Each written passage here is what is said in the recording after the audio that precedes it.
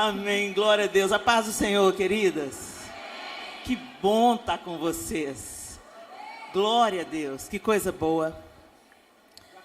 O Senhor tem o jeito dele de fazer as coisas, né? E tudo que o Senhor faz é bom, perfeito e agradável. A gente pode não entender de imediato, mas Ele não perde o controle de absolutamente nada.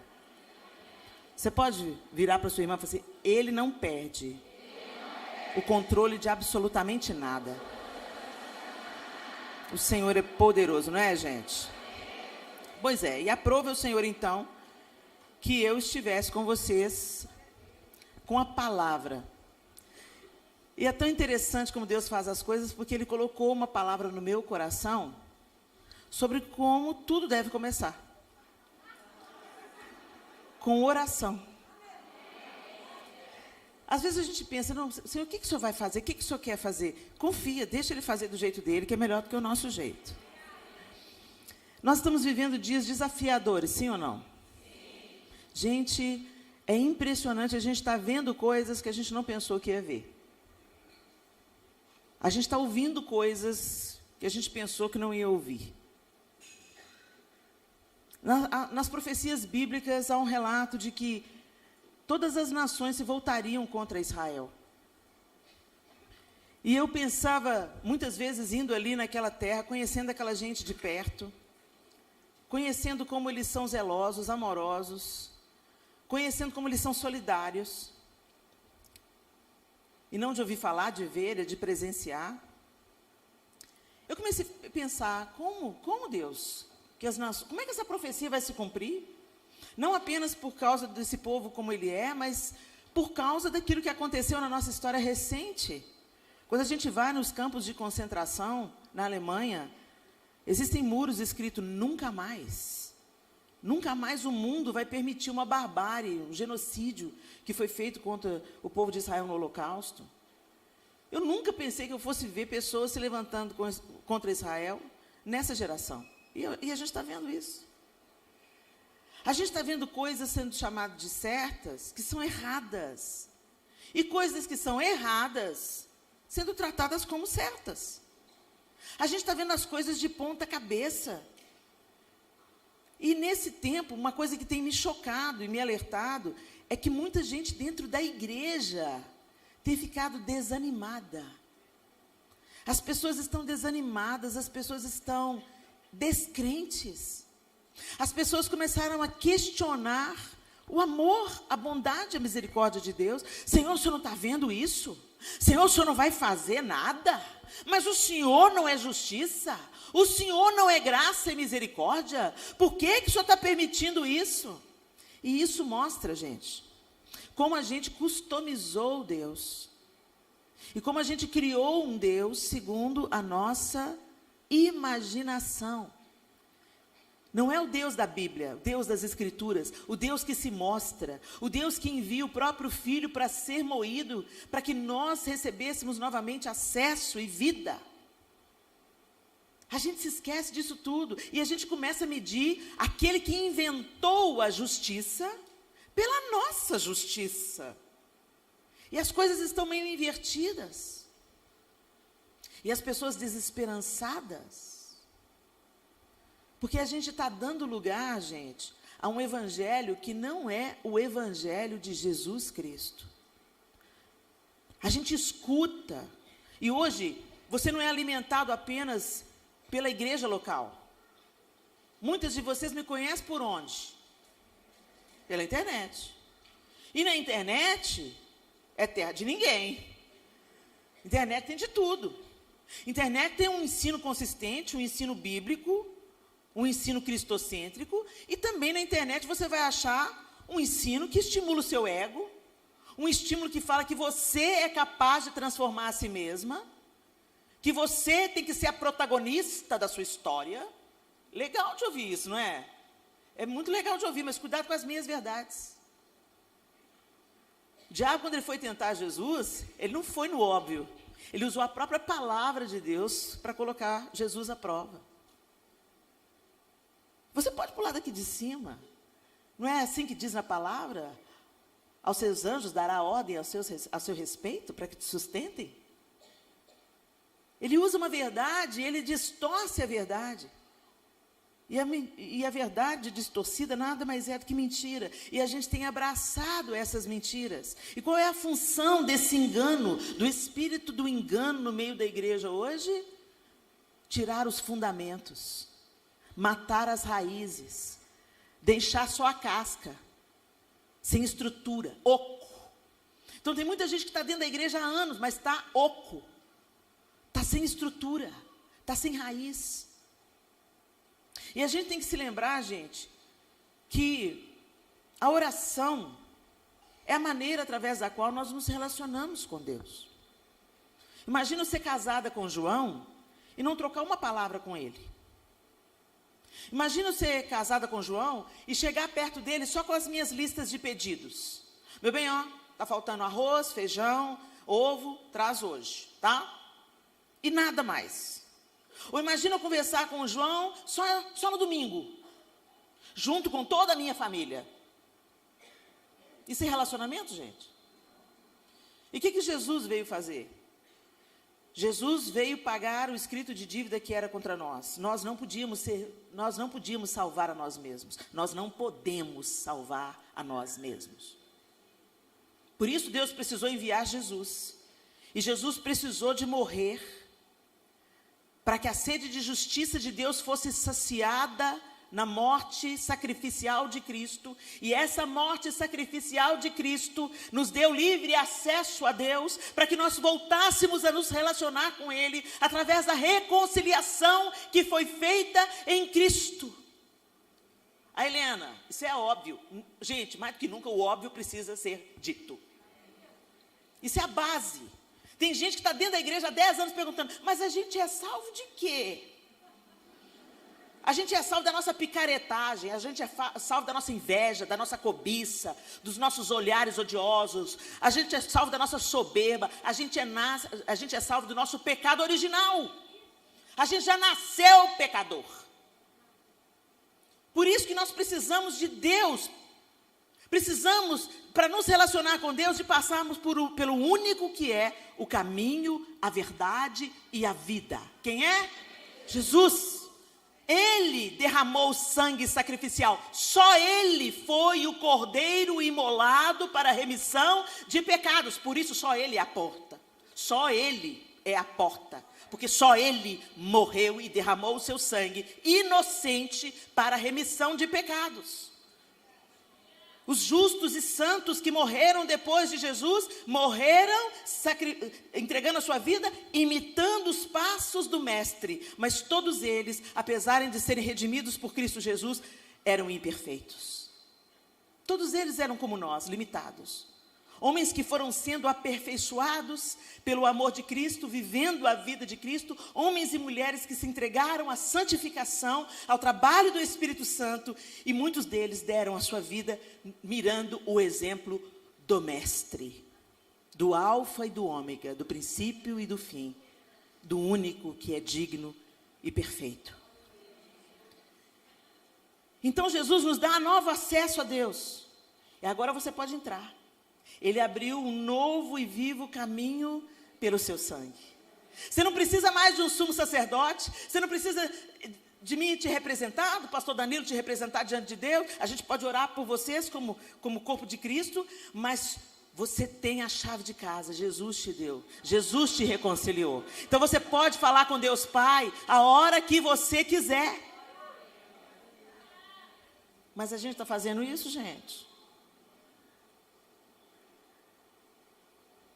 A oração, de uma maneira simplista, é falar com Deus. Essa é uma forma simplista de dizer, mas a oração é mais do que isso. A oração é um convite de Deus para que a gente possa interagir com Ele. A oração não é só um lugar onde a gente vai buscar em Deus as coisas que a gente tem necessidade. A oração é o lugar da gente se relacionar com Deus. O escritor da carta aos Hebreus diz assim: por muito tempo Deus falou várias vezes e de diversas maneiras a nossos antepassados por meio dos profetas. E agora, nestes últimos dias, Ele nos falou por meio do Filho, o qual Ele designou como herdeiro de todas as coisas e por meio de quem criou o universo. Por sua palavra, Deus fala, Deus cria, Deus revela, Deus mostra o seu caráter, Deus inclina os seus ouvidos ao nosso clamor. Orar, então, gente, é responder. Deus deu o primeiro passo em direção à humanidade. E orar é responder, é corresponder à generosidade, à provisão de Deus através do seu Filho. Orar é a resposta submissa de uma noiva ao amor sacrificial do noivo. Isso é orar. A oração é uma disposição de se aproximar e conhecer Deus, e não apenas uma maneira de adquirir algo dele. Edmé Williams fala uma coisa que eu gosto muito. Ela fala assim: eu vejo uma igreja clamando pela volta de Jesus. Ora vem, Senhor Jesus, ora vem, Senhor Jesus. Mas eles falam isso, mas não entram no quarto para orar. Então, isso não é desejo pela presença do noivo. Isso não é saudade do noivo. Isso não é querer estar com Jesus. A gente quer ser tirado da terra porque está ruim. O mundo está difícil, é guerra, é instabilidade econômica. Vai ser, vai fazer, vai acontecer, vai ter perseguição. Meu Deus do céu. E aí, agora que vai ser? Ora, vem, Senhor Jesus. Ela falou assim: isso não é amor, isso é golpe do baú. E é literalmente, né, gente? Quando uma noiva quer casar por aquilo que o noivo pode oferecer para ela, é golpe do baú. Mas o Senhor quer que a gente se aprofunde no relacionamento com Ele através da oração. Então, a oração não é só uma maneira de você bater o cartão, gente. É mais do que isso. É a maneira de você desenvolver o seu relacionamento com aquele que você diz que ama. Abra sua Bíblia comigo em Mateus, capítulo 6. E nós vamos ler a partir do verso 5. Eu vou usar a nova versão transformadora, a NVT. Mateus 6, a partir do verso 5, a palavra de Deus diz assim: quando vocês orarem, quem está falando, gente? Jesus. Jesus está ensinando aos seus discípulos. Quando vocês orarem. Ele não está falando se. Se vocês orarem, vocês vão orar assim, não, quando? Ou seja, é pressuposto que você ore. Não tem como se relacionar comigo se você não ora. Não tem como chegar até Deus se você não ora. Quando você orar, porque vai acontecer, tem que acontecer. Quando você orar, como é que você vai orar? Não sejam como os hipócritas, que gostam de orar em público nas sinagogas e nas esquinas, onde todos possam vê-los. Eu lhes digo a verdade, eles não receberão outra recompensa além dessa. Mas quando orarem, cada um vá para seu quarto, feche a porta e ore a seu pai em segredo. Então seu pai, que observa em segredo, os recompensará. Ao orar, não repitam frases vazias sem parar, como fazem os gentios. Eles acham que se repetirem as palavras várias vezes, suas orações serão respondidas. Não sejam como eles, pois seu pai sabe exatamente do que vocês precisam, antes mesmo de pedirem. Portanto, orem da seguinte forma: Pai nosso que estás no céu, santificado seja o teu nome. Venha o teu reino. Seja feita a tua vontade, assim na terra como no céu. Dá-nos hoje o pão para este dia. E perdoa nossas dívidas, assim como perdoamos os nossos devedores. E não nos deixes cair em tentação, mas livra-nos do mal. Pois teu é o reino, o poder e a glória, para sempre. Amém. Quando a gente escuta esse ensino de Jesus, a gente vê claramente o que ele traz como premissa aqui. Não queiram impressionar as pessoas, não vivam de casca, não vivam de aparência. Sejam de verdade. Para você ser de verdade, você tem que ser no íntimo, não no público. É muito fácil a gente ser uma bênção em público. A gente entra, eu já cansei de falar com vocês, todos esses anos de cura, vocês escutam eu batendo na mesma tecla. Sai da aparência. Porque é fácil a gente ser uma bênção na igreja. O nosso grande desafio é ser crente dentro de casa. É ser uma bênção dentro de casa, é ser crente na vida comum, é ser crente quando você está na sua universidade, na sua escola, no seu trabalho, é ser crente nas pequenas atitudes, é ser crente quando você está sozinho, você e o computador, é ser crente quando você está sozinho com a sua televisão, é ser crente com as coisas que você nutre na sua intimidade, com seu marido, é ser crente, gente. É ter uma vida que corresponda ao sacrifício que foi feito por você. Uma vida onde o Espírito Santo de Deus, de fé em fé, de glória em glória, está forjando Jesus em você. Isso é cristianismo. E ele começa falando, vocês não vão fazer como aqueles que oram em público. Porque eles gostam de ser vistos pelos homens, eles são hipócritas. O que é o hipócrita? É o que parece, mas não é. Por fora você jura que, é uma pessoa de oração. Mas, e a gente mesmo, faz uma avaliação sincera, uma autoavaliação sincera. Você já notou quando você está orando no seu quarto, só você e Deus, ninguém está te ouvindo, como é que você ora? E quando você ora, você está em público? Com Deus lá, dependendo do dia, o ranho vai descendo, a meleca, o choro. Oh Deus, Senhor, o negócio está feio, Jesus, Senhor. Eu não tenho nem o que falar, Senhor, eu não estou nem conseguindo falar, eu estou com ódio, Jesus. Rasga o coração. Agora, você está na frente das pessoas, amantíssimo Deus. Eterno, eterno Pai. Tem gente que até trepida a língua, né? Eterno Pai, em cuja presença, Senhor, nos encontramos. Gente, a gente não engana Deus. Então Jesus está falando, olha, vocês não vão orar como fazem os fariseus em público, nas sinagogas, nas esquinas, onde possam ser vistos. A gente ama chegar na igreja e ajoelhar para todo mundo ver que a gente está orando. Sei vocês, né? Mas Jesus me pegou numa dessas. Eu vi as meninas da Assembleia de Deus, elas chegam, sentam, ajoelham, né, na primeira cadeira. Eu falei, achei tão bonito. Eu falei, nossa, que legal, né? Elas estão orando. Vou fazer isso também. O Espírito Santo é imbatível, né? Ele vem com a sonda dele na hora.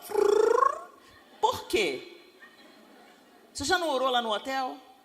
O João já não impôs as mãos para você lá no secreto? Por que você tem que mostrar para elas que você está orando? O pessoal da Assembleia de Deus ficou bravo comigo. Você está falando mal das meninas? Eu não estou falando mal das meninas, estou falando mal de mim. Eu não conheço a motivação das meninas, mas o Espírito Santo me mostrou a minha motivação. Eu estava querendo orar para parecer mais santa. Gente, essa é uma tentação reincidente. Isso é abominação para o Senhor.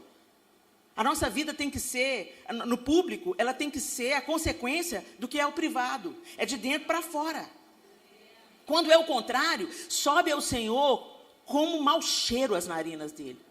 Se tem uma hora que eu vejo Jesus sendo ríspido, sendo duro, é com gente hipócrita. Gente que parece, mas não é. E ele coloca esse prumo aqui para a gente. Vocês não vão orar para ser visto. Vocês não vão orar para parecerem mais santos para os outros. Vocês não vão orar para... sabe, a gente ama falar que está jejuando, né? Nesse mesmo texto, Jesus ensina sobre jejum, o pessoal fica abatido. Está tudo bem, fulano? Está tudo bem. Eu estou jejuando. A Bíblia fala, olha, penteia o cabelo, põe uma maquiagem, vai, toda bonita. Tá bem, tá ótimo. O estômago está lá nas costas, está tudo bem. Mas a gente gosta de quê? De proclamar as nossas boas obras. Gente, a gente é um material que só Jesus para amar a gente assim. E ele está falando, vocês não vão fazer isso. Porque eu lhes digo a verdade, eles não receberão outra recompensa além dessa, de serem vistos e aplaudidos pelos homens. Eu não quero recompensa de homem não, gente, eu quero recompensa de Deus. Mas quando orarem, cada um vá para o seu quarto, feche a porta e ore a seu pai em segredo. Ele está falando de uma vida.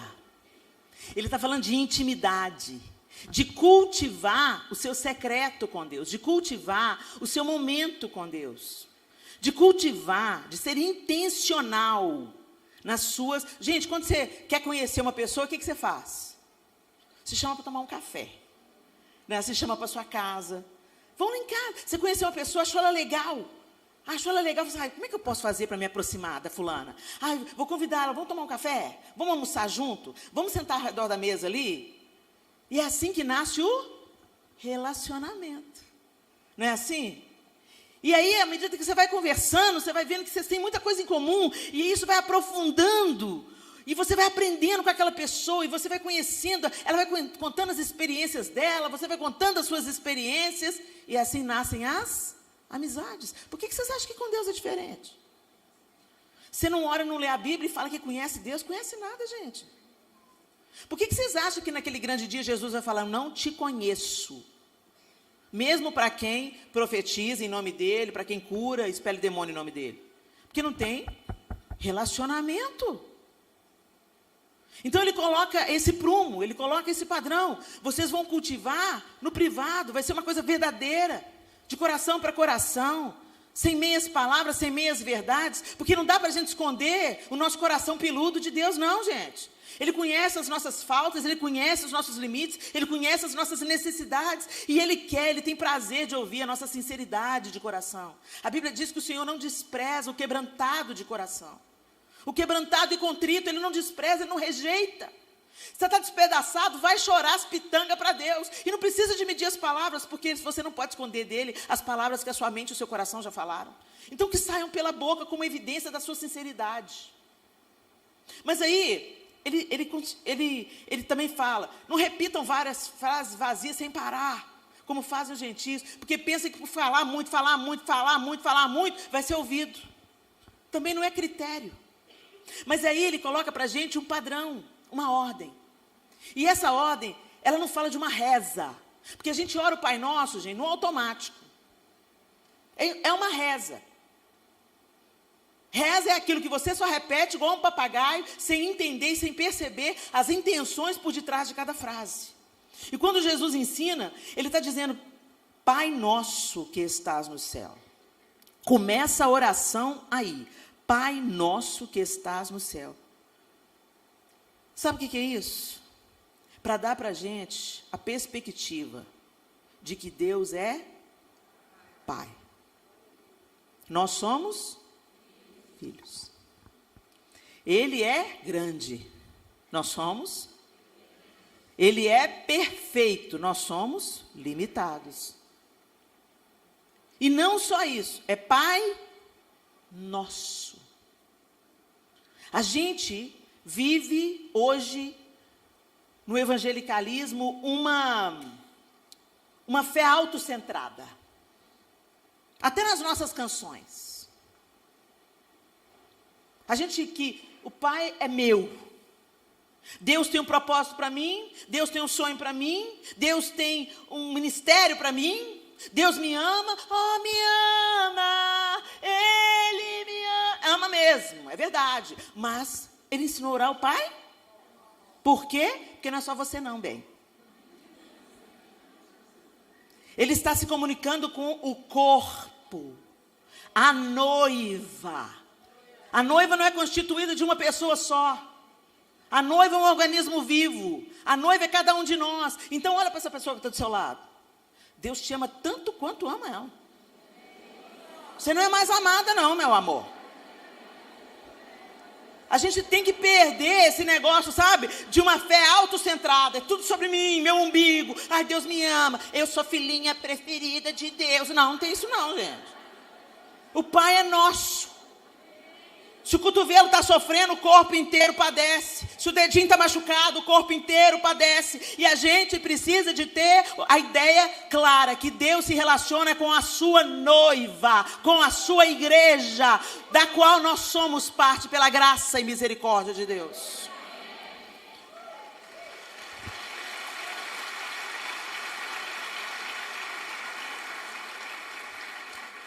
Quando nós temos esse equívoco de ter uma fé muito exclusiva, você tende a se ferir mais. Você se decepciona com Deus. Quando as coisas não acontecem do jeito que você queria, você fica de biquinho com Deus. Depois fala que me ama. Mas olha lá, o milagre está acontecendo na vida da Mônica. Depois fala que Deus não tem filho preferido. Uma ova. Você pode ver, quem fica aí de mimimi com Deus, de bico com Deus, é porque tem essa mentalidade equivocada, de que é tudo sobre mim. Eu no centro.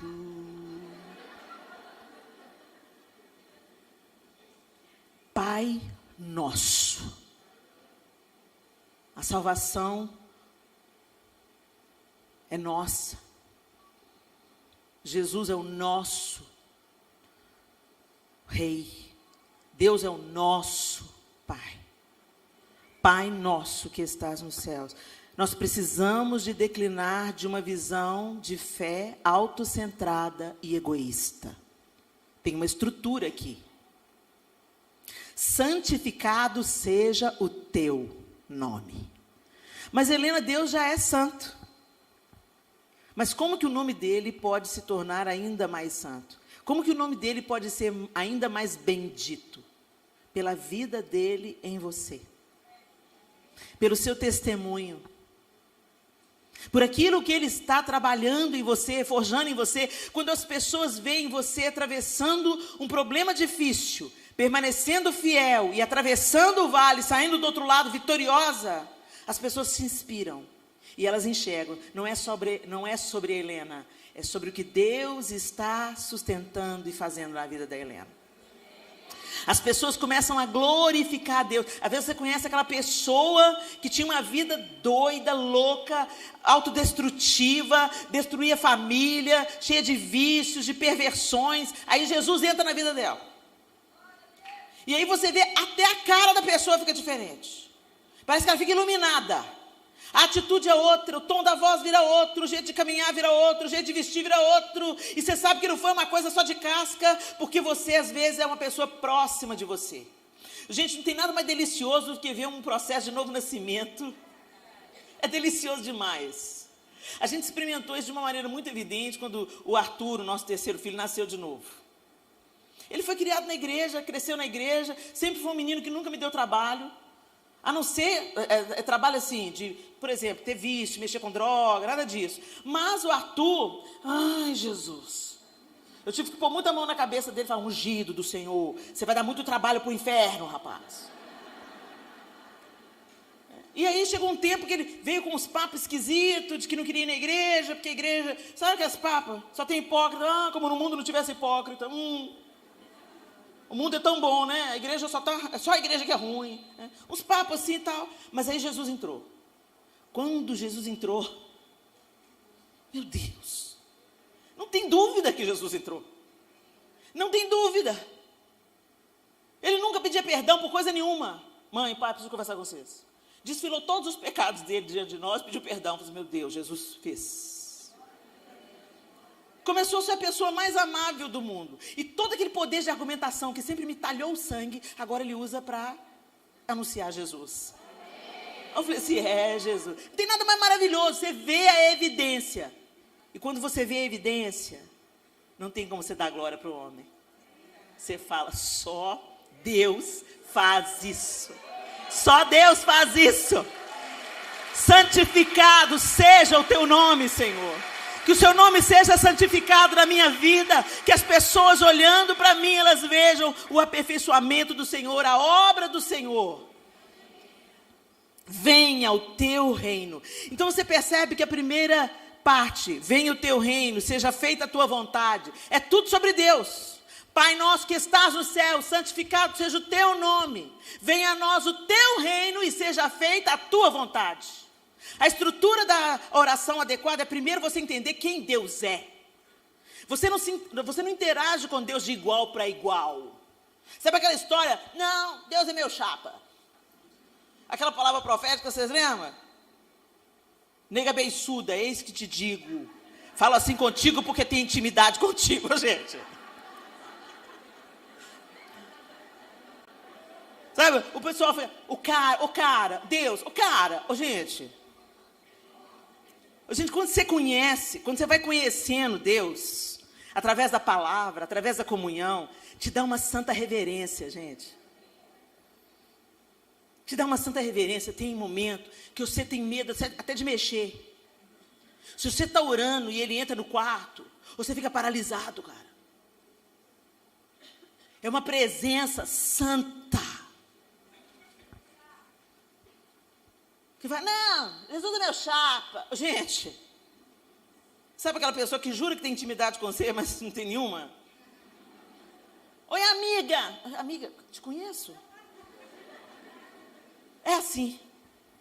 E muitos de nós estamos vivendo assim, achando que intimidade com Deus é tratar Deus de qualquer jeito, e a gente se esquece. Quando a gente entende que é tudo sobre Ele, que Ele é poderoso, gente, é um relacionamento de pai.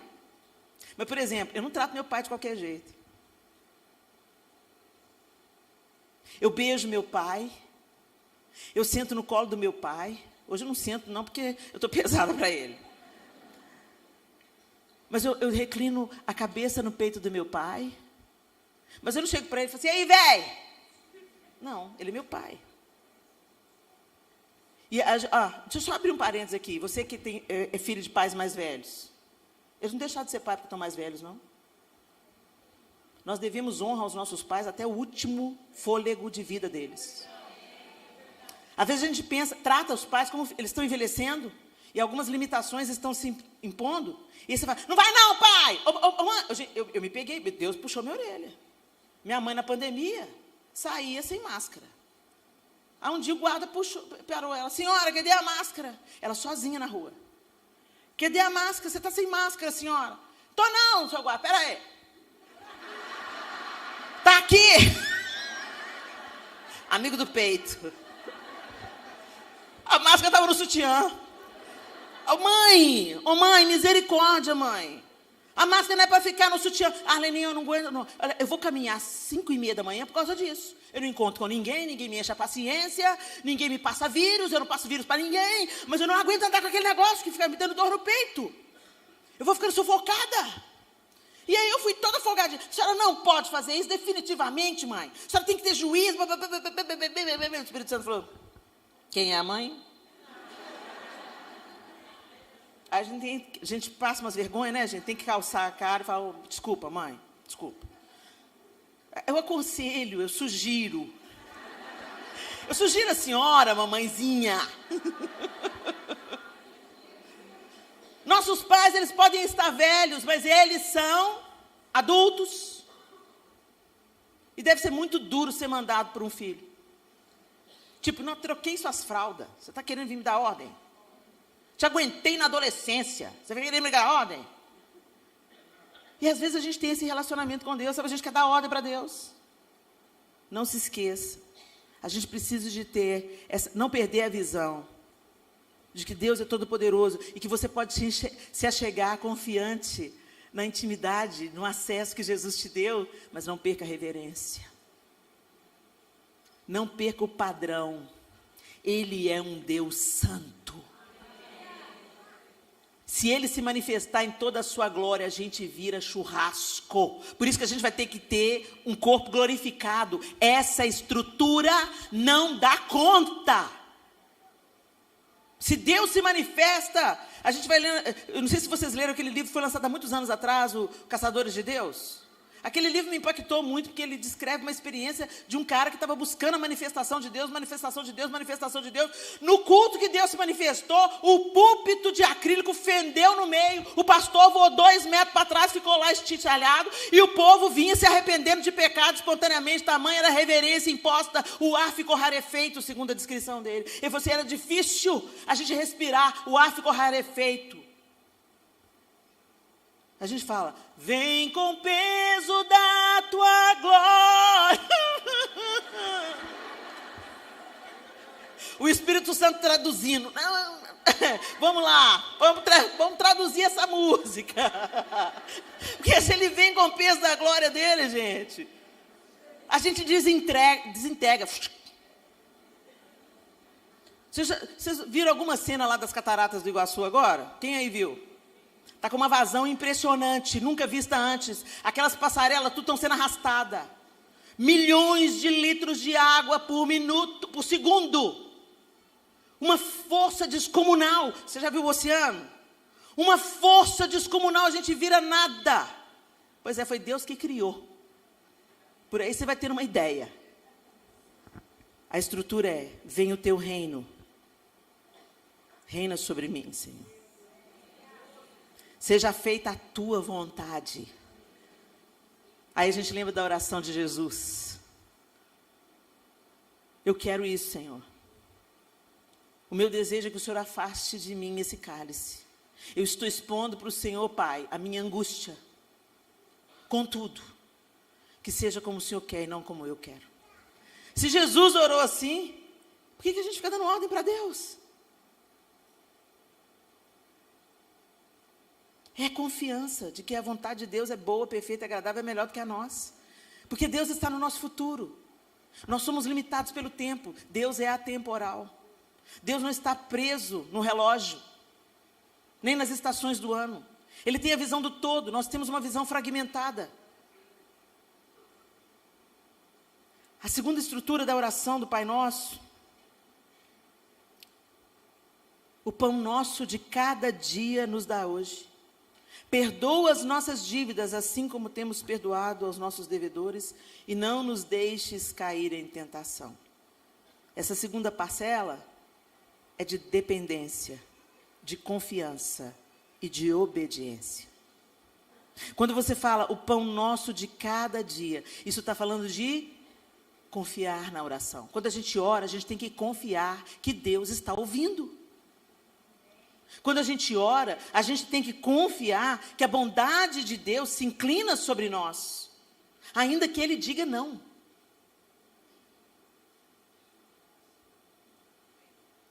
Que Ele vai cuidar de nós mesmo no fundo do vale. Que Ele vai estar conosco mesmo nos dias mais nublados. O pão nosso de cada dia, isso não fala só do alimento, da roupa, isso fala do sustento para ficar de pé em cada dia. Isso fala de resistir a cada adversidade que surge, a cada diagnóstico que surge, a cada desafio com o filho que surge. O desemprego é de cada dia, basta cada dia o seu próprio mal. A gente pensou que tinha aprendido isso na pandemia, aprendeu nada, estamos aí repetindo os mesmos erros de novo. A gente não tem controle de nada não, gente. E de vez em quando Deus tira o controle assim da mão da gente, para a gente ter a noção. A gente nunca teve controle, mas a gente pensa que tem. E de vez em quando, tudo dá errado, assim, um diagnóstico te derruba. Só te resta: Senhor, me salva. Quando a gente chega aí, chegamos num bom lugar. O pão nosso de cada dia. Nós andamos construindo para o amanhã e não vivendo hoje. Nós andamos sonhando o amanhã sem desfrutarmos o hoje. Nós vivemos acumulando para amanhã sem abençoar hoje. E Jesus está ensinando para a gente uma outra estrutura: confiança. Quando vocês orarem, vocês vão orar o pão nosso de cada dia. Porque eu creio que o de amanhã você vai cuidar de amanhã, e depois de amanhã você vai cuidar depois de amanhã. Eu não estou dizendo, gente, para a gente viver uma vida irresponsável, endividada. Não é isso que eu estou falando. Eu estou falando uma vida que confia. Porque tem gente que acredita que pode realmente controlar as coisas. Deus fala: vai lá, divide o seu pão com o outro. Não vou não, Senhor. Amanhã eu posso precisar. Você conhece alguém assim? A casa está cheia de tranqueira. Vão doar, mamãe. Não, amanhã eu posso precisar. Tem 15 anos que está falando que vai precisar daquela porquinha. A rosca que põe no parafuso, aí a pessoa vai, acumulador, vai juntando as coisas. Não, gente, confia, Deus vai te prover. Aquela calça 38 que um dia te serviu, não te serve mais, não te pertence mais. Doa, irmã. Helena, mas eu vou emagrecer. Quando você emagrecer, o pão nosso daquele dia Deus vai te dar. O pão nosso de cada dia, confia. Hoje, o Senhor cuida de você hoje. A palavra de Deus nos exorta em vários outros trechos: não andeis ansiosos de coisa alguma, buscai, pois, em primeiro lugar o reino de Deus e a sua justiça. Mas a gente insiste em ficar ansioso. A gente não sabe nem se a gente vai estar aí amanhã, gente. Na real, quem me garante que eu vou estar viva amanhã? Quem me garante que eu vou estar vivo daqui 4 horas? Quem me garante?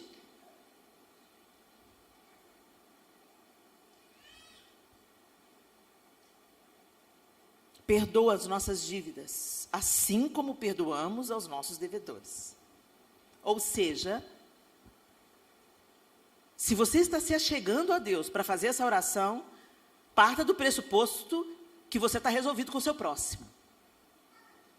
Que você não está com o rabo preso com ninguém. Que você não está com pendência com ninguém. É isso que Jesus está colocando aqui, obediência. Confiança, obediência. Ele falou que é para a gente perdoar. Não é para quando você sentir vontade, não. Ao trazeres ao altar a tua oferta, ali te lembrares que alguém tem alguma coisa contra você, deixa a oferta, vai lá, conserta com seu irmão, depois vem e oferece a oferta. É pré-requisito. Antes de você adorar a Deus, conserta com seu irmão. Por isso que ele está dizendo, perdoa as nossas dívidas, porque nós temos pecados, nós falhamos, nós cometemos. Mesmo querendo acertar, a gente erra. Em pensamento, em palavras, em sentimentos, a gente erra. Perdoa, Senhor, nós precisamos de perdão de pecado. A gente esquece disso também. Antigamente, a gente tinha oração coletiva de pecados, de perdão de pecados. Eu fui na igreja que o meu sobrinho agora é pastor auxiliar, uma igreja que está nascendo agora, uma graça igreja, uma bênção bíblica, cristocêntrica, uma lindeza. E é tão bom a gente ver quando um jovem, né, tem essa visão e tal. E eles têm uma prática que há muitos anos eu não via na igreja. Na liturgia do culto, uma confissão coletiva de arrependimento de pecados. Eu falei, gente, que coisa linda. Porque isso está previsto ali no Pai Nosso. Perdoa as nossas dívidas. A gente parou de pedir perdão pelo pecado. A gente peca todo dia. Gente, santificação é esse processo de tomar banho todo dia. Não é de ir acumulando pecados. Jesus já nos perdoou e já nos reconectou com Deus. Mas você parou de pecar por causa disso? Não. Então você precisa de rever o seu dia, de chegar diante de Deus e falar, Senhor, o que eu te ofendi hoje? Em que eu entristeci o teu espírito hoje? O Espírito Santo vai te lembrar. E você vai pedir, oh Deus, me perdoa. Briguei com uma menina há pouco, né, na internet.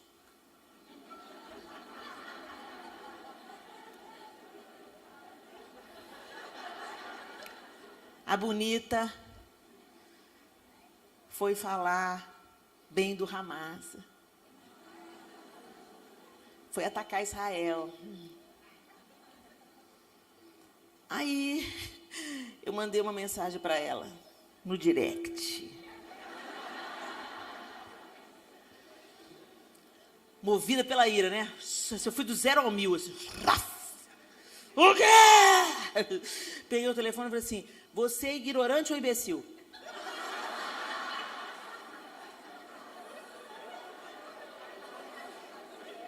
Feio, né? Feio.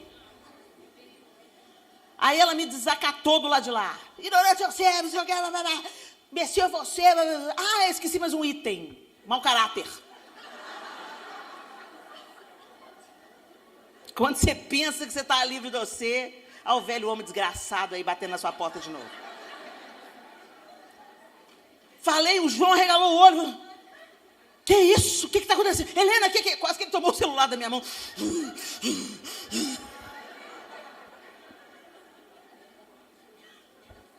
Gente, aí o sangue foi esfriando. A razão foi voltando e o Espírito Santo detonando. O Espírito Santo é fruto do Espírito, Helena? Cadê o domínio próprio, Helena? Mansidão foi pelo ralo. Vai pedir perdão.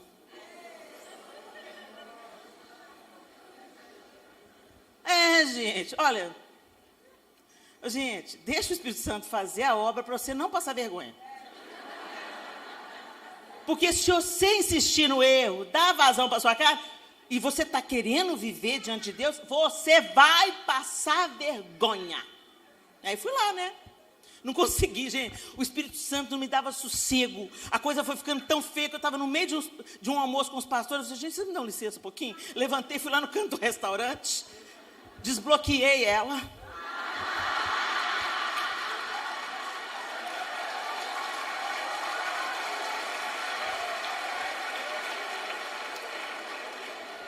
E falei assim, olha, fulana, é esse seu nome, né? Porque eu não sabia a pronúncia certa. Acredito que seja essa a pronúncia do seu nome. Eu quero te pedir perdão.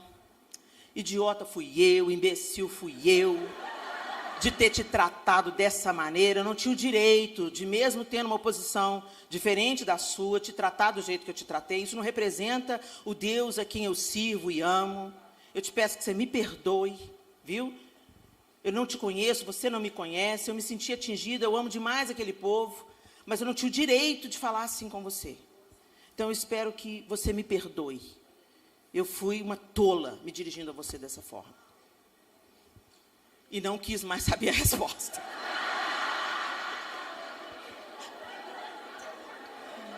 Porque ela tinha todos os motivos para continuar me desacatando, mas enfim.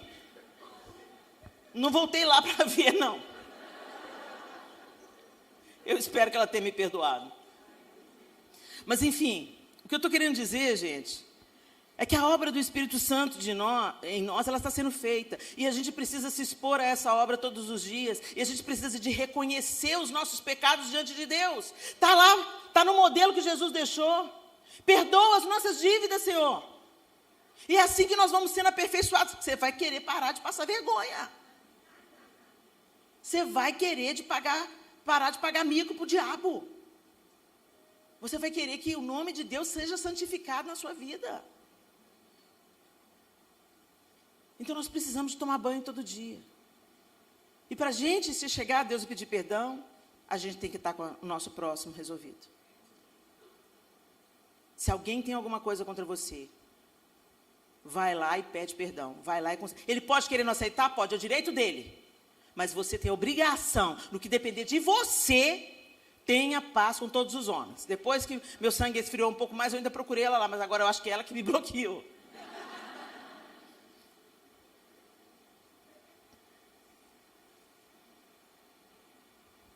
Assim como temos perdoado aos nossos devedores.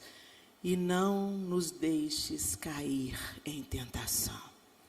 Se eu tivesse orado nessa estrutura naquele dia de manhã, duvido que eu tinha caído no engano, no laço do capeta.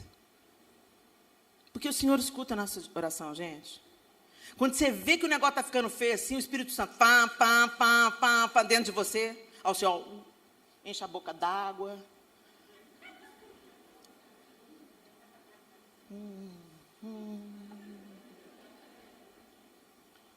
Ele vai te ajudando. Mas a gente tem que se expor. Essa segunda estrutura, confiança, obediência e dependência de Deus. E na conclusão da oração, pois teu é o reino, o poder e a glória para sempre. A oração começa com Deus no foco e termina com Deus no foco. Não é uma reza, é uma proposta de estrutura que organiza qualquer oração. Começa qualquer oração que você for fazer com Deus no seu foco.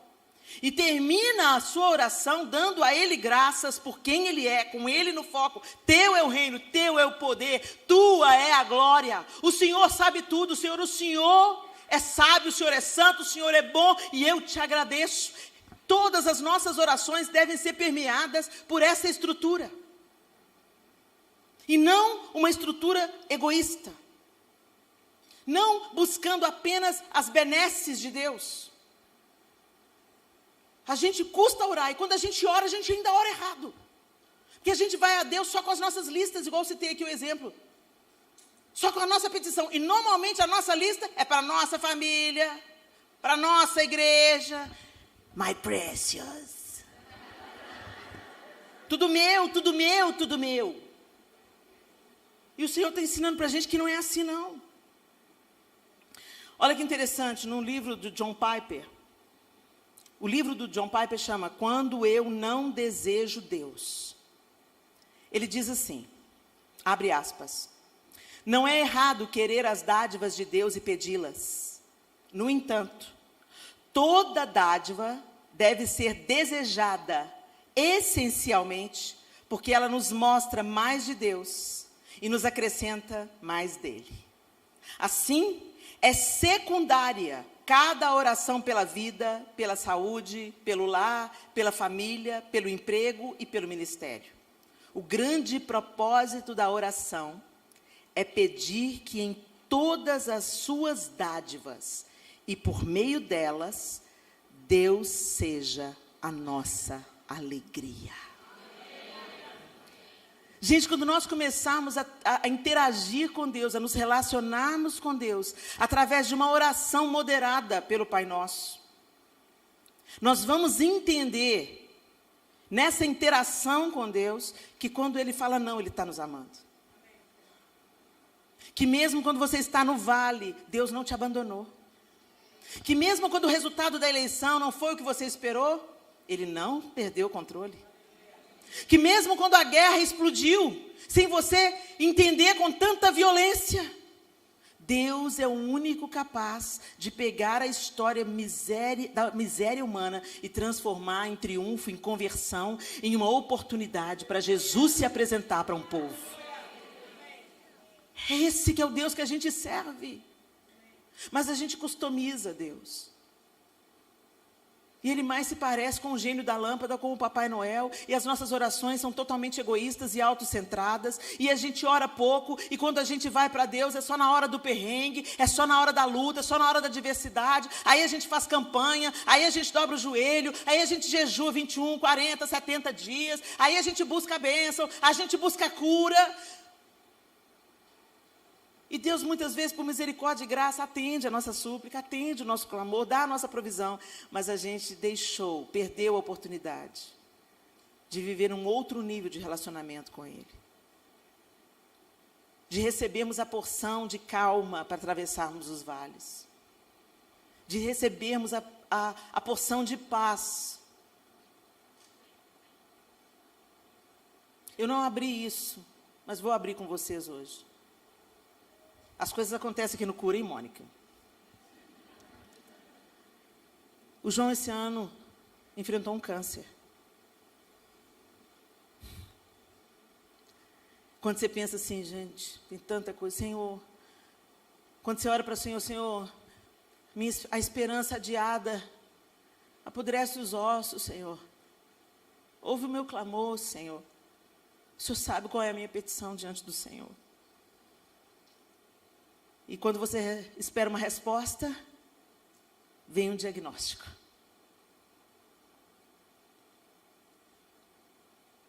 E quando o médico falou, João, são 4 tumores. Grau 8.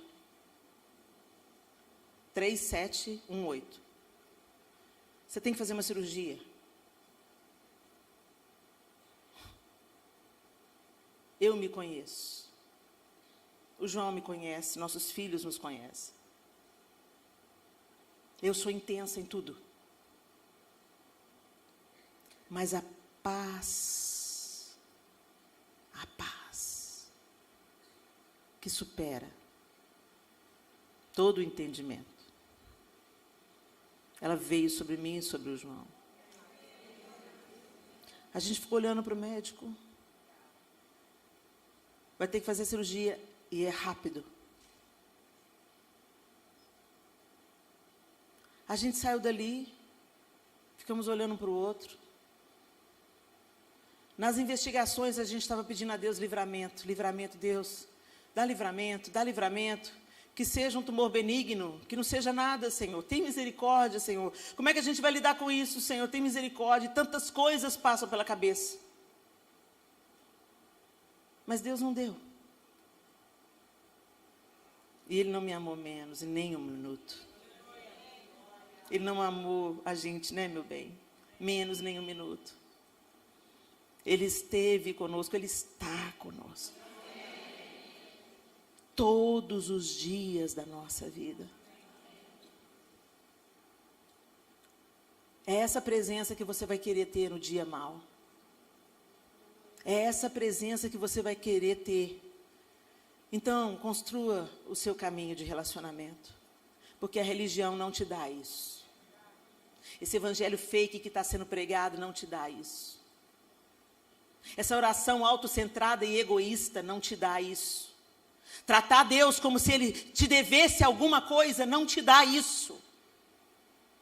A paz que excede a todo entendimento, só Deus pode dar. Só Ele pode dar. Ele é a fonte da água da vida. Ele é a luz do mundo. No meio da escuridão, Ele é a esperança. No meio do diagnóstico difícil, Ele é a nossa esperança. A porta, o único caminho. Agora você só tem isso, gente, se você se achegar. E nós precisamos de, como igreja, é urgente, gente. É urgente que nesses dias que nós temos vivido, a gente saia da superfície, a gente abandone a religião, a gente abandone o evangelho fake, ególatra, que insufla o seu ego e mente para você dizendo que você pode se solucionar sozinho, que você é o protagonista da sua história. O protagonista da minha história é Deus. Ele é o início e o fim, Ele é o motivo de tudo, Ele é a razão da minha existência. Ele é tudo sobre Ele, a glória é dEle, o poder é dEle, a majestade é dEle. A força que eu tenho vem dEle, a saúde que eu tenho vem dEle, a esperança que eu tenho vem dEle, a paz que eu tenho vem dEle. O perdão que eu preciso no dia que eu fracasso vem dEle. É tudo sobre Ele. Então por que a gente não se achega a Ele, minha linda? Por que a gente fica na superfície, insistindo na religiosidade? Com tudo que tem sido investido nas mulheres, nesses projetos, nos últimos 30 anos, congressos de mulheres que têm levantado milhares de mulheres. E a gente só está engordando, ou resolvendo câncer com band-aid. Como nós somos numerosas com o alimento que nós temos recebido. Pelo menos nessa casa eu sei que o alimento aqui é sólido. Com o alimento que nós temos recebido, a gente era para estar num outro nível de relacionamento com Deus, de intercessão ousada, profetizando em hospitais, curando enfermos, quebrando cadeias dentro das prisões. Mas uma fé que começa na oração autocentrada, ela permanece autocentrada em tudo mais. Se você é autocentrada na oração, você não vai transbordar para lado nenhum. As bênçãos são para você, a alegria é para você e para sua família, o dinheiro é para você e para sua família, o conforto é para você e para sua família. Se a minha família está bem, que o resto se exploda. No fim, é isso que está no fundo das nossas motivações. Quando nós temos uma vida de oração rasa e autocentrada. O apóstolo Paulo, ele ensina. Não, antes do apóstolo Paulo, Tiago diz na sua carta, em Tiago 4, 2, 3. Querem o que não têm e até matam para consegui-lo. Invejam o que os outros possuem. Lutam e fazem guerra para tomar deles. E, no entanto, não têm o que desejam porque não pedem. E quando pedem, não recebem, pois seus motivos são errados. Pedem apenas o que lhes dará prazer. O apóstolo Paulo nos orienta a nos achegarmos a Deus com confiança e com ações de graça.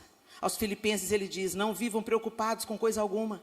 Em vez disso, orem a Deus pedindo aquilo de que precisam e agradecendo-lhe por tudo que Ele já fez. Filipenses 4, 6. E a consequência disso? Então vocês experimentarão a paz de Deus que excede todo entendimento e que guardará seu coração e sua mente em Cristo Jesus. Aos Tessalonicenses ele diz, nunca deixem de orar, sejam gratos em todas as circunstâncias, pois essa é a vontade de Deus para vocês em Cristo Jesus. É fácil você agradecer uma bênção, mas Deus quer que a gente agradeça o diagnóstico difícil. Senhor, nós não estamos entendendo nada, mas bendito seja o nome do Senhor, porque se o Senhor quer que a gente passe por isso, é o Senhor mesmo que vai sustentar a gente. Obrigada, porque a sua força está conosco, a sua paz está conosco, a provisão está conosco. E a sua decisão é o melhor para nós. Que em nome de Jesus, nossas orações entrem no lugar que elas precisam de entrar. Primeiro, que elas comecem a acontecer. Que você saia desse lugar de silêncio no seu relacionamento com Deus. Não há relacionamento em silêncio. Relacionamento é permeado por longas conversas, deliciosas conversas. Um dia eu virei para uma mãe e falei assim: nasceu seu bebê, você vai ter que orar pro resto da sua vida. Ela tomou um susto, parecia que eu estava jogando uma maldição nela. Ela: ai, pastora. Eu falei: mas você já não conversa com ele? Eu quero conversar com o João o resto da minha vida e na eternidade. Não deveria ser um peso, mas aí você vê como é que a gente tem um relacionamento com o coração. É algo que a gente vai lá pagar.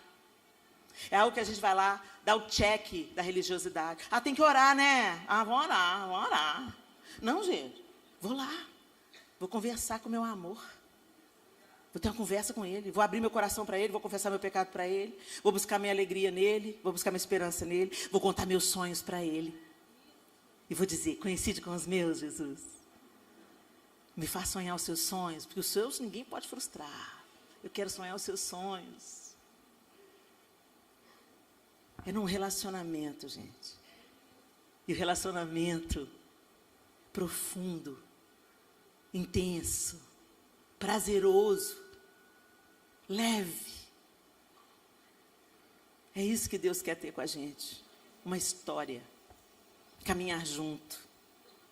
No dia que você não estiver aguentando andar, te pegar no colo, te fazer atravessar. Ainda que eu ande pelo vale da sombra da morte, não temerei mal nenhum, porque tu estás comigo. Tu estás comigo. Feche os seus olhos. Ele está. Senhor, nós estamos na tua presença. O Senhor é a nossa alegria.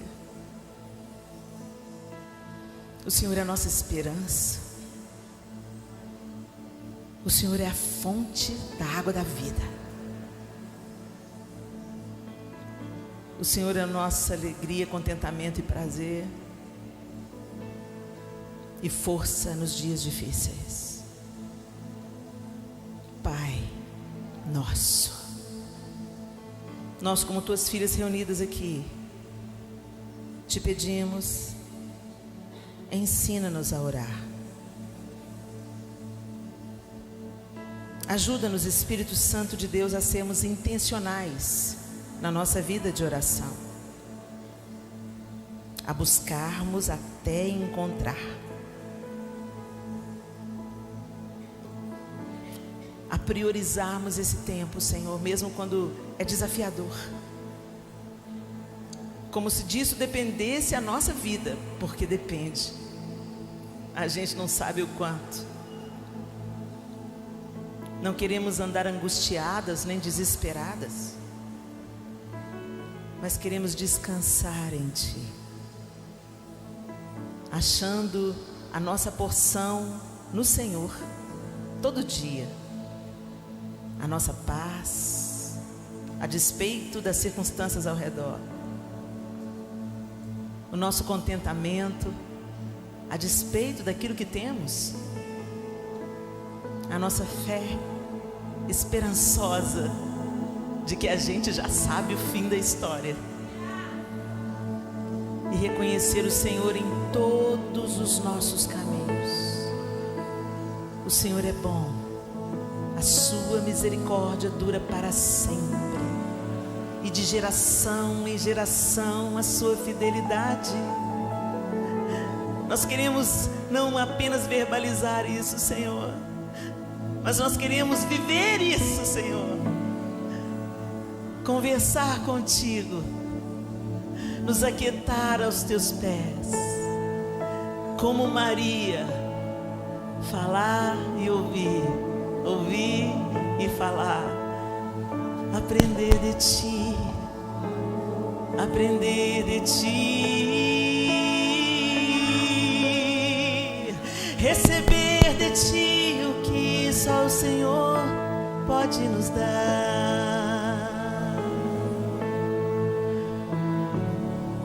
Toma-nos pela tua mão, Senhor, e guia-nos no teu caminho, e ensina-nos crescer na nossa vida de comunhão contigo, que as nossas conversas se prolonguem, que a gente conheça a tua face amorosa e sejamos conhecidas do Senhor, que os nossos sonhos e projetos sejam totalmente depositados em tuas mãos, que a gente prove da tua fidelidade dia após dia. Ensina-nos, ajuda-nos, atrai-nos, em nome de Jesus. Amém e amém. Deus abençoe vocês.